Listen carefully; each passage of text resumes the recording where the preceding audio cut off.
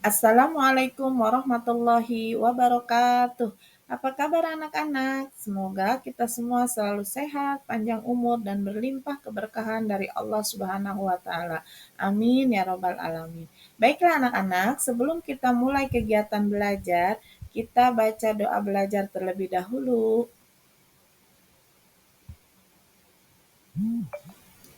Anak-anak, pada kesempatan kali ini kita akan belajar pendidikan agama dan budi pekerti. Bab 1 yaitu membahas tentang materi surat Al-Alaq ayat 1 sampai 5. Anak-anak, pada materi ini memiliki tujuan What do you pembelajaran, think I'm doing? yang mana setelah mengikuti proses pembelajaran, kalian diharapkan mampu yang pertama membiasakan membaca Al-Quran dengan tartil. Yang kedua, menunjukkan sikap rajin belajar sebagai implementasi pemahaman surat Al-Alaq ayat 1 sampai 5 dengan tepat. Yang ketiga, membaca surat Al-Alaq ayat 1 sampai 5 dengan tartil. Yang keempat, menulis surat Al-Alaq ayat 1 sampai 5 dengan benar. Yang kelima, menunjukkan hafalan Al-Alaq ayat 1 sampai 5 dengan lancar. Dan yang keenam, menjelaskan pesan pokok surat Al-Alaq ayat 1 sampai 5 dengan benar. Yang ketujuh, menyimpulkan pesan pokok surat Al-Alaq ayat 1 sampai 5 dengan benar.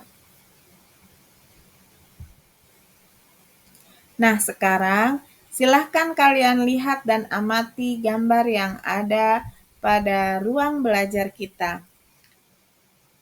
Ibu ingin bertanya kepada kalian, apakah kalian memiliki pengalaman mengaji sebagaimana yang dilihat di gambar oleh kalian?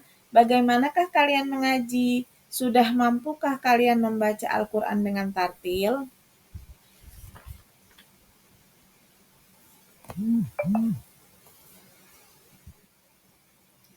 Al-Quran adalah kitab suci umat Islam. Al-Quran menjadi pedoman hidup bagi kita semua. Kita harus mempelajari Al-Quran dengan baik dan benar.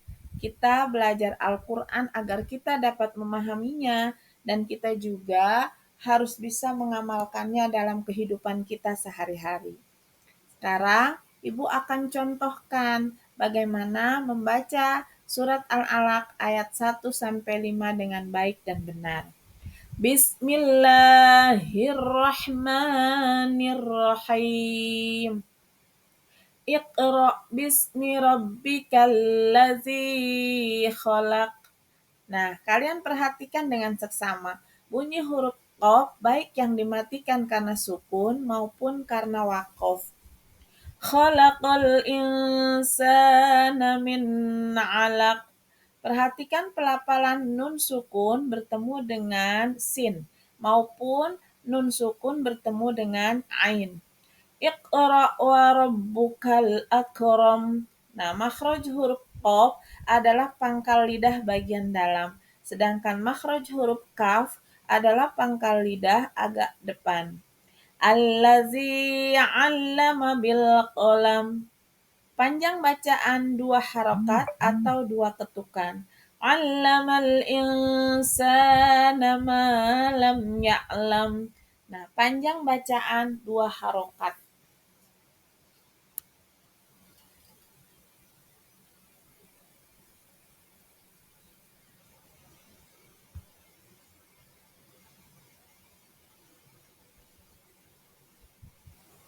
Anak-anak, sekarang kita akan mengenal hukum bacaan qalqalah. Adakah di antara kalian yang tahu apa itu qalqalah? Perhatikan potongan ayat berikut. Al-insan lam ya'lam iqra allazi. Nah, menurut kalian manakah yang termasuk bacaan qalqalah? Ya, qalqalah itu adalah merupakan bagian dari ilmu tajwid. Lebih jelasnya, qalqalah itu berarti getaran suara. Nah, getaran yang dilambangkan oleh huruf qaf, ta, ba, jim, dan dal yang bersukun atau berhenti karena wakof. Jadi huruf qalqalah itu ada 5, yaitu ja, ba, to, lo, da. Bisa diingat atau disingkat dengan qotbu jadin. Selanjutnya, macam-macam qalqalah.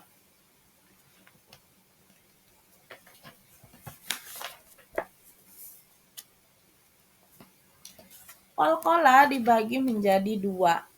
Ada qalqalah sugro dan ada qalqalah kubro. Qalqalah sugro yaitu apabila huruf qalqalah itu asli, disukun atau mati. Contohnya, falyada'u ar-ruj'a la yatgha iqra waqtarib. Cara membacanya dengan memantulkan suara agak ringan, harus bergerak dan berbunyi seperti membalik. Sedangkan qalqalah kubro yaitu apabila huruf qalqalah itu mati karena wakof. Contohnya misalnya al-uqad, waqob, al-falak, as-sirat, al-buruj. Nah, cara membacanya lebih jelas daripada qalqalah sugro.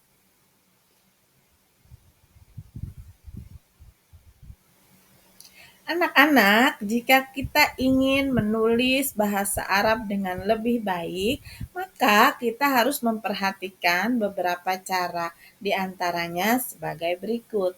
Yang pertama, menulis bahasa Arab itu harus dilakukan dari arah kanan ke kiri. Yang kedua, ada yang dapat disambung, ada juga yang tidak dapat disambung. Yang ketiga, ada yang di atas garis dan ada yang di atas garis yang menjulur ke bawah. Yang keempat, cermati dengan seksama surat yang akan kita tulis agar tidak ada yang tertinggal.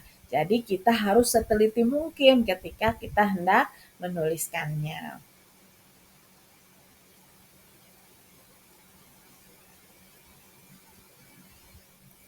Lalu, bagaimanakah caranya agar kita lebih mudah dalam menghafal surat Al-Alaq ayat 1 sampai 5? Nah, yang pertama yang harus kita lakukan adalah membaca surat Al-Alaq ini dengan seteliti mungkin agar tidak terjadi kesalahan. Yang kedua, bacalah ayat per ayat secara berulang-ulang dan terus-menerus.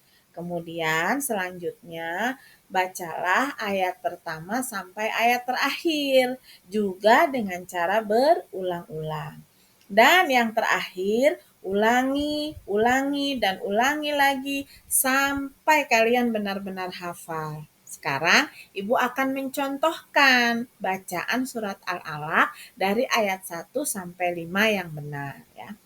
Bismillahirrahmanirrahim. Iqra bismi rabbikal ladzi khalaq. Khalaqal insana min 'alaq. Iqra wa rabbukal akram. Allazi 'allama bil qalam. 'Allamal insana ma lam ya'lam. Shadaqallahul azim. Nah, anak-anak, setelah kalian belajar menulis dan membaca surat Al-Alaq dari ayat 1 sampai 5, sekarang Ibu akan menjelaskan pesan apa yang terdapat di dalam surat Al-Alaq ayat 1 sampai 5. Sebelum kita membahasnya, maka terlebih dahulu kita harus mengetahui asbabun nuzul dari surat Al-Alaq ayat 1 sampai 5. Anak-anak, adakah di antara kalian yang tahu apa itu asbabun nuzul? Asbabun nuzul itu adalah sebab-sebab diturunkannya ayat. Nah, Kemudian, ibu juga ingin bertanya, apakah di antara kalian pernah mendengar apa itu buah hiro? Ya, sebab di dalam surat Al-Alaq ayat 1-5 adalah diturunkan kepada Rasulullah Shallallahu Alaihi Wasallam ketika Rasulullah sedang berhalwat di Goa Hiro. Apa sih itu berhalwat? Berhalwat itu adalah mengasingkan diri dari keramaian. Nah, saat itu Nabi Muhammad Shallallahu Alaihi Wasallam didatangi oleh malaikat Jibril. Lalu malaikat Jibril berkata, "Wahai Nabi Muhammad, bacalah." Kemudian Nabi Muhammad menjawab, "Saya tidak bisa membaca." Lalu kemudian malaikat Jibril mengulanginya kembali pertanyaan tersebut sampai 3 kali. Dan ketika sudah 3 kali, maka Rasulullah menirukan bacaan yang diucapkan oleh malaikat Jibril, yaitu surat Al-Alaq ayat 1-5. Setelah itu, Rasulullah kemudian pulang ke rumahnya. Lalu kemudian beliau menggigil kedinginan. Beliau meminta Siti Khadijah untuk menyelimutinya. Kemudian Nabi menceritakan tentang kejadian di Gua Hiro, tentang pertemuannya beliau dengan malaikat Jibril. Lalu kemudian Siti Khadijah mengajak Nabi menemui pamannya. Pamannya adalah seorang pendeta. Namanya adalah Warokoh bin Naufal. Nah, Warokoh menjelaskan bahwa itu adalah wahyu Allah, pertanda bahwa Nabi Muhammad Shallallahu Alaihi Wasallam telah diutus oleh Allah untuk menjadi Rasul.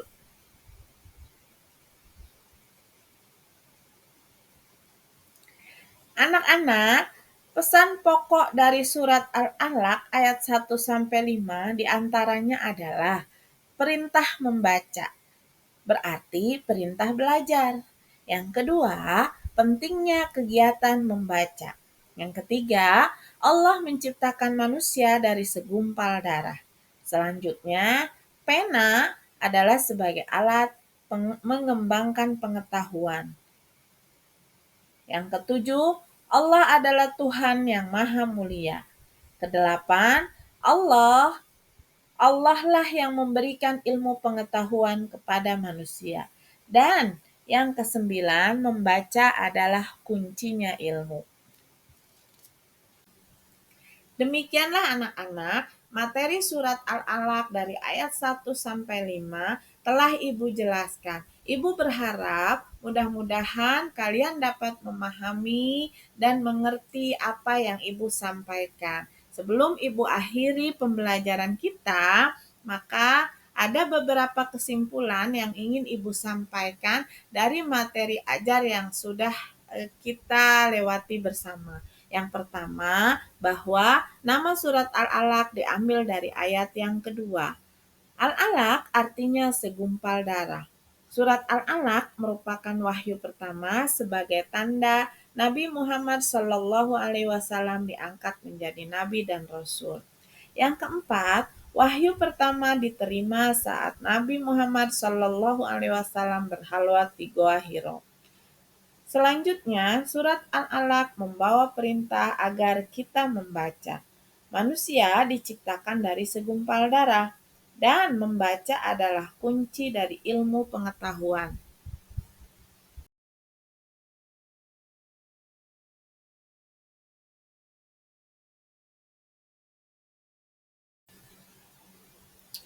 Apabila ada huruf ja, ba, to, ko, dan da disukun atau dimatikan karena wakof, maka dinamakan qalqalah.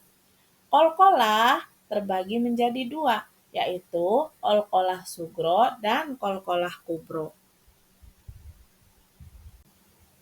Demikianlah kesimpulan dari pembelajaran kita tentang surat Al-Alaq dari ayat 1-5. Sebelum kita akhiri pembelajaran kita kali ini, marilah sama-sama kita mengucapkan hamdalah. Alhamdulillahirabbil alamin. Assalamualaikum warahmatullahi wabarakatuh.